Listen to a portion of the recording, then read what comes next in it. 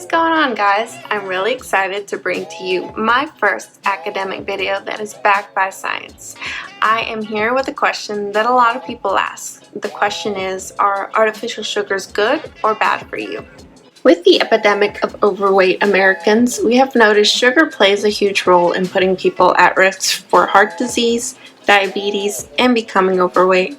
As an alternative, people have chosen to replace their sugar consumption with artificial sugars. This has stirred up the question of what are the effects of sweeteners and the impacts. However, artificial sugars are a way for those who have a sweet tooth to get in that sweet taste without all the added calories. But do the benefits of zero-calorie foods and drinks outweigh the potential harm? This will be an unbiased review of the current literature, which stands to date as of April 26, 2020. I am aware that there is always ongoing research that will come to light. I took a systematic review and meta-analysis approach. So I think it is an important topic to discuss with my health-conscious audience. Just a disclaimer, I would like to add, I am not a doctor, nutritionist, or subject matter expert. I know there are a lot of uncertainties in the artificial sugar world. Some common labels artificial sugars get are that they cause type 2 diabetes, weight gain, and a disruption in the gut microbiome. I would like to cover two common artificial sugars today, stevia and aspartame. Artificial sweeteners come and go by many different aliases. Aspartame is roughly 200 times the sweetness of sugar and is the most common sweetener in the entire world. It is also the most studied. It was approved by the FDA in 1981 and is found in more than 6,000 products. And 2 million people in the entire world consume aspartame. Stevia is the newest zero-calorie natural sweetener on the market.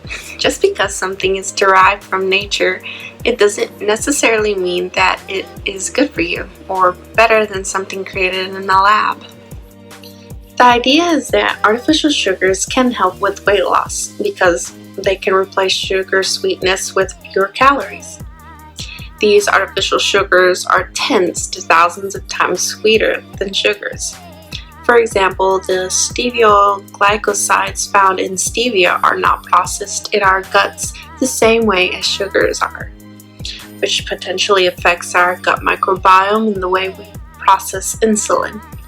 The following audio addresses the findings by Uren Elinov that addresses the effects of artificial sugars in the gut microbiome. The microbiome is very significantly affected by the food we eat. So the composition of the food is one of the biggest driving forces on the function of the microbiome. In the case of artificial sweeteners, the surprising finding was that a compound that we presumably consume to avoid these complications is in fact driving the microbiota to induce them or to contribute to them. Yeah, the irony, right? Yeah. And you've also done some studies in humans. You had humans that don't normally eat a lot of artificial sweeteners. You just fed them loads of artificial sweeteners for a week. What did you see when you did that? Yeah, so we found 7 volunteers who do not consume artificial sweeteners whatsoever. And we enrolled them in a study in which we gave them the recommended doses of saccharin for a period of 5 days. And we extensively monitored them both for the changes in their glucose intolerance and for their microbial changes in the microbiome. And to our surprise, we found that this very, very short-term exposure to one of the prototypical artificial sweeteners induced around 60% of these volunteers a very rapid elevation in blood glucose or in glucose intolerance already within a few days of consumption of the artificial sweetener.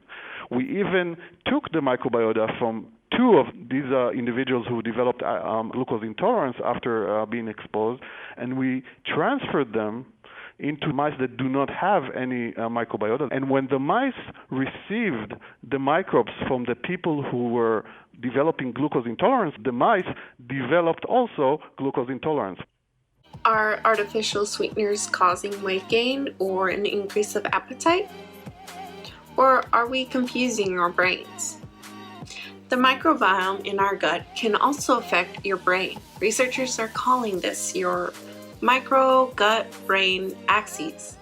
The brain releases hormones such as leptin, which sends signals to the hypothalamus. This helps regulate satiety and regulate energy balance. This confusion could mean we do not know when to stop eating, and we could actually consume more overall. Nature published a paper in 2014 on mice that were fed artificial sweeteners and found changes in their gut microbiome and symptoms of prediabetes.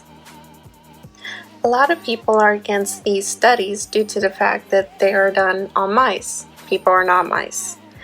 There have been a few studies done on humans, but most studies that have been done are observational. It is difficult to determine cause and effect with an ethical study. For example, variables such as individuals' health come into play during a human study. An individual with diabetes or that is obese will have to take into consideration the dieter's behavior. The mentality of having something with artificial sweeteners justifies eating something more calorically dense later on. The artificial sweeteners inherently may cause overeating due to the fact you had food that was sugar-free. Although there are plenty of studies supporting and disagreeing with artificial sugars, there are definitely better ways to consume sugars such as fruits. Other natural ways to get beta endorphin highs will be through meditating, exercise, and sex. Bring more sweetness into your life. On a personal note, I do consume artificially sweetened drinks occasionally, but I do my best to steer away from them. I find myself choosing the regular Dr. Pepper as opposed to the Diet Dr. Pepper. The thought process I have is in this scenario is that I can exercise the occasional sugar intake consumption as opposed to trying to exercise an irregular gut biome, which is not possible.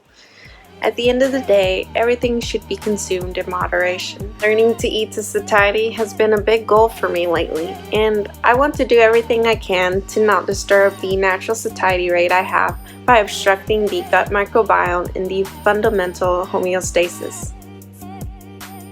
I want to thank you all for joining me today in one of my first YouTube videos. I know it is very hectic, and during this time, 10 years from now, maybe somebody will look back to a time where we had to stand 6 feet away from each other and couldn't go out, where we just consumed YouTube knowledge and anything that we had access to. Stay safe and take care, guys.